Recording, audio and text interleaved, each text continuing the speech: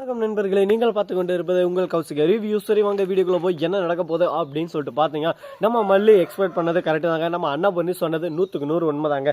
எந்த அளவுக்கு ஒரு பக்கம் ரேணுகா வருத்தப்படுறாங்களோ அந்த அளவுக்கு ஒரு பக்கம் நம்ம விஜய் மனசுக்குள்ள ஆழமான ஒரு காயம் ஏற்படுது. அதனால இந்த ரேணுகா என்ன ஆசைப்படுறாளோ அதை கண்டிப்பாக அவளுக்காக செஞ்சு தரணும் அப்படின்னு சொல்லிட்டு ஒரு எண்ணம், ஒரு விருப்பம் அவருக்குள்ள தோணுது. அதுக்கு முக்கியமான ஒரு விஷயம் என்ன அப்படின்னு சொல்லிட்டு பார்த்தீங்கன்னா, இப்போ மல்லி நம்ம விஜய் ரொம்ப சந்தோஷமான ஒரு வாழ்க்கை போயிட்டு இருக்கு அப்படின்னு சொல்லிட்டு நினச்சின்னு இருக்காங்க. ஆனால் அது தாங்க இல்லை. மல்லியை ஒரு பக்கம் மனசில் நினச்சிருந்தாலும் அதே சமயத்தில் அவர் மனசு ஆழம் ஃபுல்லாகவே ரேணுகா தான் இருக்காங்க. இப்போ ரேணுகா வந்து ரொம்பவே ஃபீல் பண்ணியிருக்காங்க. ஏன், எதனால், என்னாச்சு அப்படின்னு சொல்லிட்டு பார்த்தீங்கன்னா, நம்ம மல்லி சொன்ன ஒவ்வொரு வார்த்தையும் ரேணுகாவை ரொம்பவே ஹர்ட் பண்ணிச்சா. ஃபர்ஸ்ட் அவர் ரேணுகாவே இல்லை, அவர் கேடுகட்ட சுடரி அப்படின்ற விஷயம் நம்ம விஜய்க்கு தெரியாதுல்ல.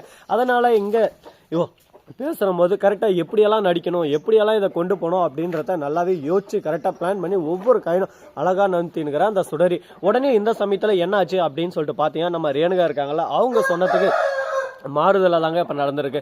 ரேணுகா ஒரே வார்த்தை தான், என்ன இப்போ கல்யாணம் பண்ணிக்க முடியுமா முடியாதா, இல்லை நான் அந்த வீட்டை விட்டு இப்பயே போகிறேன், என்ன இவ பார்த்து என்ன கேள்வி கேட்டால் தெரியுமா, நீ யாருன்னு சொல்லிட்டு, நாங்களாம் உங்களுக்கு முதல் மனைவி, என்ன இவ இந்த அளவுக்கு ஒரு பக்கம் ஹர்ட் பண்ணுறேன், இனிமேல் நான் அந்த வீட்டில் இருக்க மாட்டேன், அந்த வீட்டில் எந்த ஒரு உரிமையும் இல்லாமல் நான் எதுக்கு இந்த வீட்டில் இருக்கணும் அப்படின்னு சொல்லிட்டு கேள்வி எழுப்பப்படுது.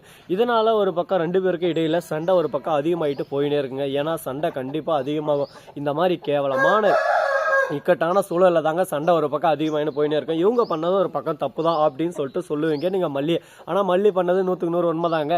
உண்மையை உடைக்கணும் அப்படின்னு சொல்லிட்டு உண்மையை உடைச்சுன்னு இருக்காங்க. நம்ம விஜய் மறுபக்கம் கதிரேசன் இவங்கள பொறுத்த வரைக்கும் ஒரே மாதிரி முகஜாட வச்சுன்னு இருக்கிறதுனால இவ தான் ரேணுகா அப்படின்னு சொல்லிட்டு மூட நம்பிக்கையோட நம்பிக்கிட்டு இருக்காங்க. ஆனால் அது உண்மை தெரிய வந்தால் அந்த சமயத்தில் இவங்களோட மனசு சுக்கு நூறாக உடஞ்சி போடும். யாரோட மனசு உடஞ்சானா உடையலாம், எனக்கு என்னடா, எனக்கு தேவை பணம் பணம் இந்த சொத்து அப்படின்னு சொல்லிட்டு இந்த சொத்துக்காக எந்த அளவுக்கு முடியுமோ அந்த அளவுக்கு ஒரு பக்கம் எச்சக்கலை கேவலமாக செஞ்சுட்டு இருக்காங்க. இந்த மாதிரி ஒரு கேவலமான வேலை செய்யறதுக்கு உங்களுக்கு எப்படி மனசு வந்துச்சுன்னு சொல்லிட்டு தெரியலைங்க. ஆனால் அந்த மாதிரி தான் ஒரு பக்கம் செஞ்சுட்டு இருக்காங்க இந்த கேடு கேட்டா சுடரி. சரி, இந்த மாதிரி அளவு பக்கம் போயின்னு இருக்க கதிரேசன் அந்த சமயத்தில் வந்து சபாஸ்ன்னு சொல்லிட்டு கைத்தட்ட ஆரம்பிச்சிட்டாரு. எப்படியோ மாப்பிள்ள நீங்கள் திருந்தினீங்களே, நீங்கள் நான் சொல்லி நீங்கள் திருந்தா அது நல்லா இருக்கு, நீங்களா இப்போ திருந்தி வரீங்க பார்த்தீங்கன்னா, அதை பார்க்கும்போது எனக்கு ரொம்பவே மனசுக்கு நிம்மதியாகவும் இருக்குது, மனசுக்கு நிறைவாகவும் இருக்குது.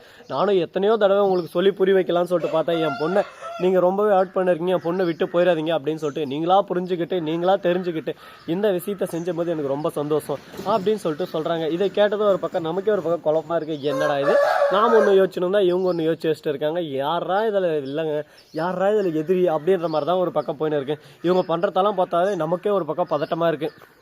இன்னும் எந்த நிலைமையில எங்கே கொண்டு போய் விட போகிறாங்கன்னு சொல்லிட்டு தெரியல. ஆனால் பயத்தையும் ஒரு பக்கம் பதட்டத்தையும் நிலவின்னு இருக்காங்க. ஆனால் அதே சமயத்தில் மல்லி ரொம்பவே கதறி அழுதுன்னு இருக்காங்க. இனிமே நீ எனக்கு வேணா விஜய், முன்னை பார்த்தா எனக்கு அருவருப்பாக இருக்குது, நீ என் வாழ்க்கையிலே வேணாம் அப்படின்னு சொல்லிட்டு மல்லி வெறுத்துட்டு போக போகிறாங்களா அப்படின்னு சொல்லிட்டு பார்த்தாங்க. அட ஆமாங்க, மல்லி வெறுத்துட்டு போக தான் போகிறாங்க விஜய் விட்டு. இப்போ மல்லி போயிட்டு கதறி அழுந்துட்டு இருக்காங்க. அந்த சமயத்தில் விஜய் போய் ஆறுதல் சொல்லலான்னு போடுறாங்க. அந்த சமயத்தில் எனக்கு என்ன வார்த்தையை சொல்கிறேன்னு சொல்லிட்டு தெரியல, வேறு வழியே எனக்கு தெரியல அப்படின்னு சொல்லிட்டு சொல்ல உடனே உங்களுக்கு வழி இருக்காது, உங்களுக்கு ஏன் சந்தோஷமான ஒரு வாழ்க்கை இருக்குது, சந்தோஷமான ஒரு ஆடம்பரம் இருக்குது, உங்களுக்கு எப்படி வழி இருக்கும் அப்படின்னு சொல்லிட்டு ஒரு கேள்வி இழக்கப்படுது.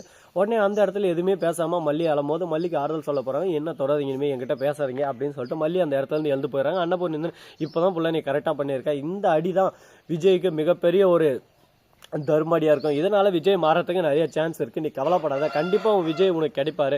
என்ன பண்ணுறது, அந்த ரேணுகா அதாவது அந்த சுடரி கேடுகிட்ட எப்படியெல்லாம் கொண்டு வந்து இப்போ கல்யாணம் வரையும் கொண்டு போய்க்கிறா பார்த்தியா. அவளை சும்மா விடக்கூடாது. இதுக்கு தான் புள்ள அப்பயே சொன்னேன், சிறுசாக இருக்கிற மாதிரி கிள்ளி எரிஞ்சிடணும், பெருசானா நம்மளால் கிள்றது கஷ்டமாயிருன்னு சொல்லிட்டு.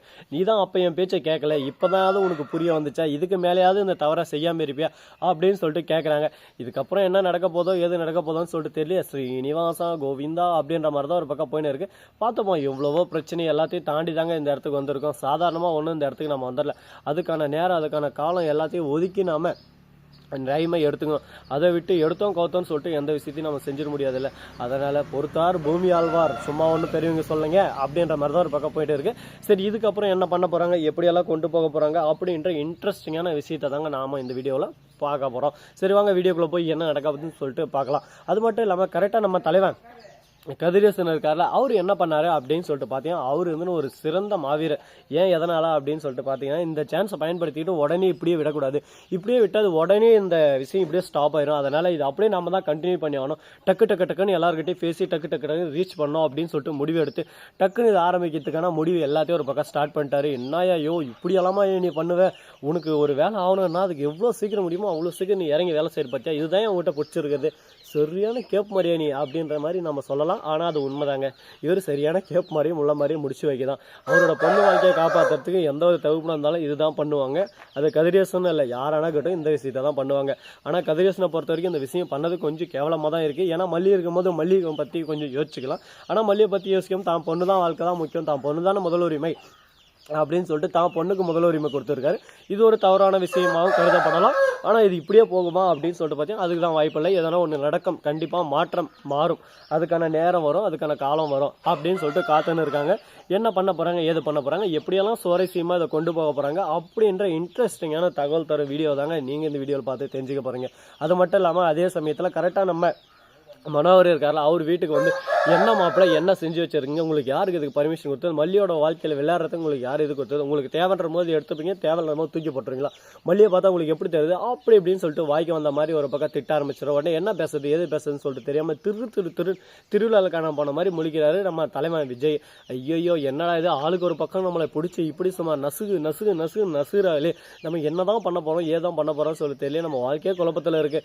இந்த வீடியோ உங்களுக்கு பிடிச்சிருந்தா லைக் பண்ணுங்கள், கமெண்ட் பண்ணுங்கள், ஷேர் பண்ணுங்கள், டிண்டிங் பெல்லை தட்டி விட்டு போங்க. அப்போ தான் நான் போகிற அடுத்த வீடியோ உங்களுக்கு உடனுக்குடன் நோட்டிஃபிகேஷன்லாம் வந்து கொண்டே இருக்கும். மிக்க நன்றி. தேங்க்ஸ் ஃபார் வாட்சிங். Tata, see you. நன்றி, வணக்கம், வந்தனம், வருக தருக.